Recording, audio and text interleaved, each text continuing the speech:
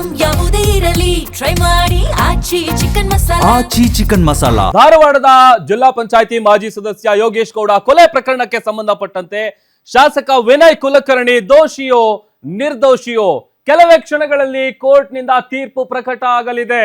ಕೇಸ್ನಲ್ಲಿ ಪ್ರಮುಖ ಆರೋಪಿಯಾಗಿದ್ದಾರೆ ಶಾಸಕ ವಿನಯ್ ಕುಲಕರ್ಣಿ.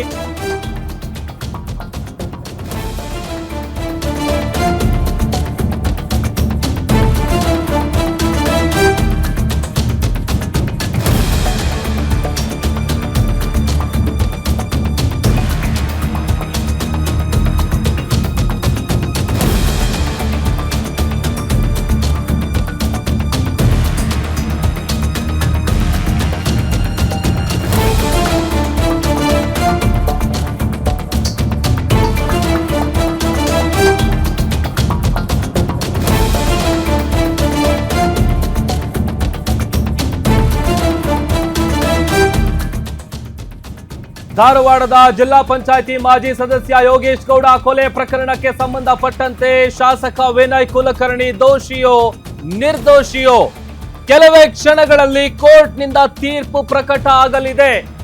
ಕೇಸ್ನಲ್ಲಿ ಪ್ರಮುಖ ಆರೋಪಿಯಾಗಿದ್ದಾರೆ ಕುಲಕರ್ಣಿ. ಕೋರ್ಟಿಗೆ ಖುದ್ದು 21 ಮಂದಿ ಆರೋಪಿಗಳು ಹಾಜರಾಗಿದ್ದಾರೆ.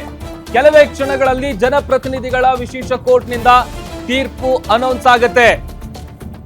ಕೊಲೆ ನಡೆದು 10 ವರ್ಷಗಳ ಬಳಿಕ ಅಂತಿಮ ತೀರ್ಪು ಇವತ್ತು ಕೆಲವೇ ಕ್ಷಣಗಳಲ್ಲಿ ಪ್ರಕಟ ಆಗಲಿದೆ. 113 ಜನ ಸಾಕ್ಷಿಗಳ ಹೇಳಿಕೆಯನ್ನ ಸಿಬಿಐ ದಾಖಲು ಮಾಡಿಕೊಂಡಿದೆ. ದೋಷಾರೋಪ ಪಟ್ಟಿಯನ್ನ ಸಲ್ಲಿಕೆ ಮಾಡಲಾಗಿದೆ.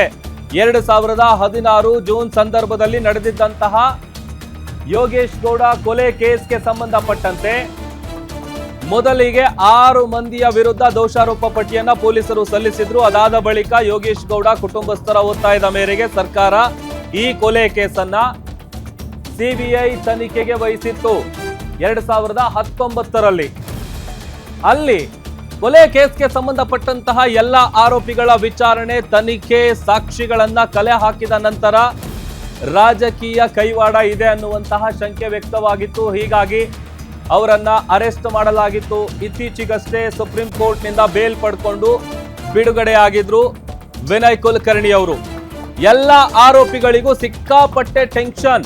ಇವತ್ತು ವಿನಯ್ ಕುಲಕರ್ಣಿ ಅವರ ಪಾಲಿಗೆ ಬಿಗ್ ಡೇ. ಸತತ 10 ವರ್ಷಗಳ ಬಳಿಕ ಕೊಲೆ ಕೇಸ್ನ ತೀರ್ಪು ಕೆಲವೇ ಕ್ಷಣಗಳಲ್ಲಿ ಪ್ರಕಟ ಆಗಲಿದೆ. 113 ಜನ ಸಾಕ್ಷಿಗಳ ಹೇಳಿಕೆಯನ್ನ ಸಿಬಿಐ ದಾಖಲು ಮಾಡಿದೆ. ಮೊನ್ನೆ 9ನೇ ತಾರೀಕು ತೀರ್ಪು ಪ್ರಕಟ ಆಗಬೇಕಾಗಿತ್ತು, ಬಟ್ ಅದನ್ನ ಇವತ್ತಿಗೆ ಮುಂದೂಡಿಕೆ ಮಾಡಲಾಗಿದೆ. ಇನ್ನೇನು ಕೆಲವೇ ಕ್ಷಣಗಳಲ್ಲಿ ಯೋಗೇಶ್ ಗೌಡ ಕೊಲೆ ಕೇಸ್ಗೆ ಸಂಬಂಧಪಟ್ಟಂತಹ ಅಂತಿಮ ತೀರ್ಪು ಹೊರಬೀಳಲಿದೆ. ದೋಷಿನ ನಿರ್ದೋಷಿನ ಅಥವಾ ಶಿಕ್ಷೆ ಬಿದ್ರೆ ಶಿಕ್ಷೆ ಪ್ರಮಾಣ ಏನಿರುತ್ತೆ, ಕೊಲೆ ಕೇಸಿಂದ ಖುಲಾಸೆ ಆಗ್ತಾರಾ, ಈ ತರದೆಲ್ಲ ಪ್ರಶ್ನೆಗಳಿಗೆ ಕೆಲವೇ ಕ್ಷಣಗಳಲ್ಲಿ ಉತ್ತರ ಸಿಗಲಿದೆ.